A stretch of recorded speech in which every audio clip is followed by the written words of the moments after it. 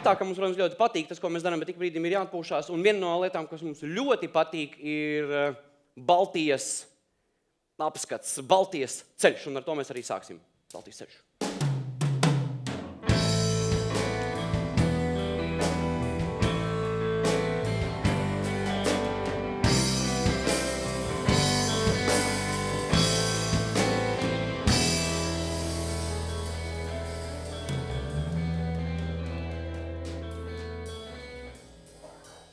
Baltijas ceļš, parasti Baltijas ceļa, Baltijas ziņu apskatā, mēs parasti apskatām visus 3 Baltijas valstis, bet ņemot vērā, ka šis ir īpašs gads, un gads īpaši sākās, un gads sākās nevis 1. bet 2.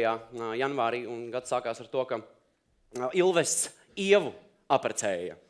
Un tāpēc šis ir speciāls ziņu izlaidums tikai un vienīgi par Igauniju, jo mums ir jāsaprot, ar ko Ievai tagad ir jārēķinās, kas viņas dzīvē tagad mainīsies un kas būs jādara tālāk. Runāt par Igauniem, papētot viņus nedaudz dziļāk, interesanti, jo, lūk, Ieva tikko ieprecējās kā Igaunijas televīzijā, jau mēs redzam, lūk, šādu pavērsienu viņas dzīvē. Uz video.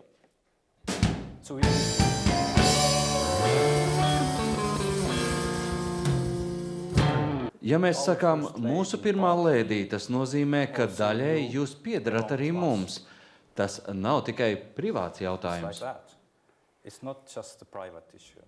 Saprotat? It is not just a private issue.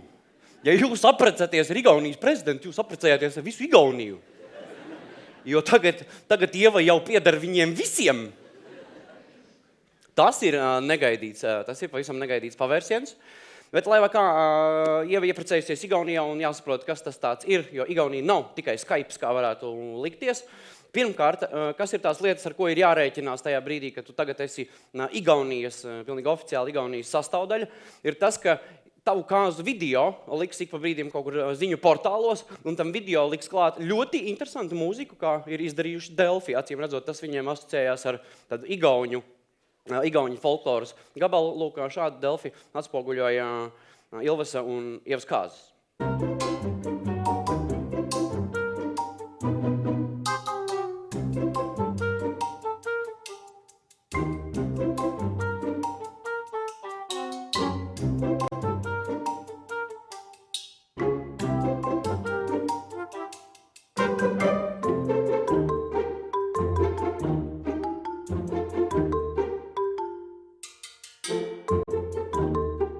No malas, ziniet, skatoties šo video, nav skaidrs ne tikai kurā valstī, bet kurā planētā tas ir noticis konkrēti, ja mēs atstājam šo video par iederīgu tenī vietā, bet ar ko vēl Ievai jārēķinās ar to, ka jāsaprot, ka Igaunijas lielā mīlestība pret sniegu ir aktuāla arī tajā brīdī, kad īsti sniega nav, jo šie lūk ir sniegavīri, ko jūs varat redzēt, kas ir būvēti Igaunijā, tālajā. Lūk, ir sniegs vai nav, sniegavīri vienmēr būs. Un vienā tādā, starp citu, kāds vēl bija pat uztaisījis speciāli sniegavīru veltītu pašam prezidentam. Lūk, jā, jūs redzat, tur apakšā maziem burtiņiem ierakstīts, kas tur rakstīts ir? Lahu. Nu, var cikot, mēs pameklējām, kāds tulkojās rakstīts Lohi. To mēs pameklējām paši savā mazajā tulkojumā, neskatoties nekur tālāk. Bet brīdī, kad Igaunijā parādās sniegs, ar ko jums ir jārēķinās, ka Igauni sāk ceļu būvniecību, un viņi to dara tieši ziemas laikā, jo viņi izbūvē ceļus, sniega ceļus pa aizsalušajām ūdens virsmām. 7 ceļi kopā Igaunijā, kā jūs redzat, kartēļi ļoti labi. Lielākā daļa ir Baltijas jūrā, kas savieno salas, un ir arī uz Peipusa, pavisam neliels celiņš. Šādi tie ceļi izskatās ziemā. Lūk, neliels video, kas tur ir pa satiksmi.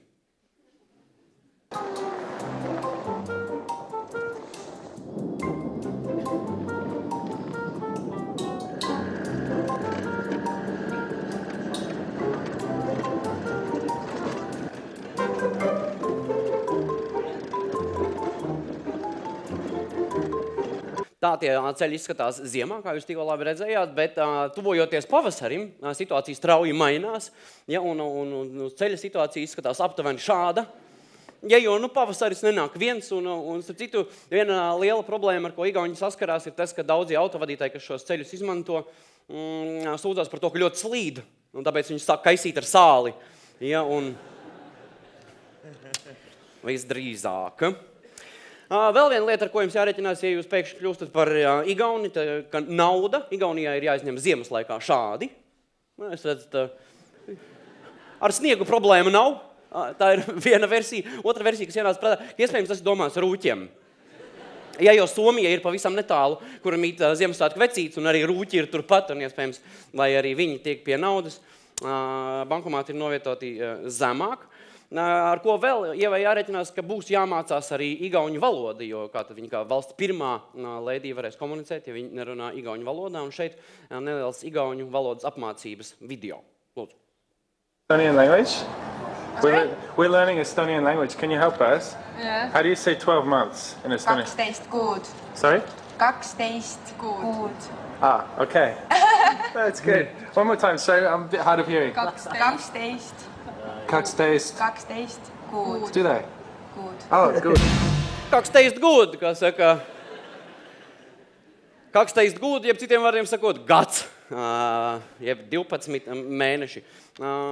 Valoda jāapgūst, bet par lietu apgūšanu runājot, Igauniem ir diezgan attīstīta arī izglītības sistēma. Pat ja mēs salīdzinām ar vienu no attīstītākajām valstīm pasaulē, Latviju, jo mēs esam ieviesuši likumības likumu, kas bērniem visu kaut ko aizliedz mācīt, savukārt Igauņi izmanto katru iespēju mācību vielu padarīt interesantāku. Lūk, šis ir labs piemērs, kurā tiek skaidrots, ka cilvēka kauli, ļoti daudz cilvēku kauli saucās tieši tāpat kā zirga kauli.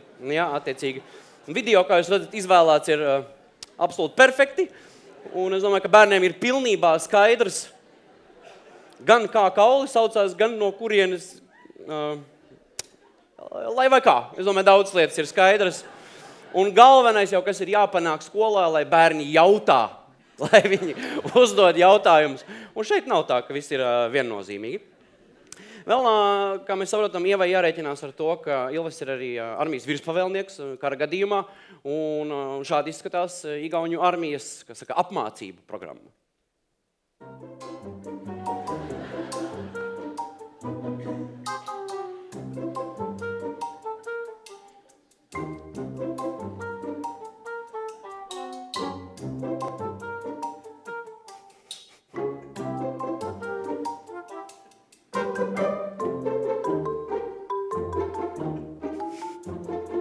Var sakot, ko tu tādiem padarīsi? Nu, taču jebkura armija, man liekas, met mieru brīdī, kad nāk Igauņu kara spēks tev pretī. Bet, ja ne tikai ar armiju viņiem interesanti, jo arī policija strādā vaigas viedros, un policisti, kā mēs pavērojam bildēs, ir daudz jaukāki nekā pie mums ik pa brīdim, kas ir labā ziņa. Lūk, viens kadrs iz policijas dzīves. Jūs redzat, policists ir arestējis vienu Igaunijas Narvesen aplaupītāju. Ja, un tagad ved, kā saka, pārunas, lai mazais atzīstās, kur tad kas ir palicis. Jebkurā gadījumā apsveicam Ilves, apsveicam arī Ievu un visu plašo Igaunijas zemi. Tas tad arī bija Baltijas ceļš.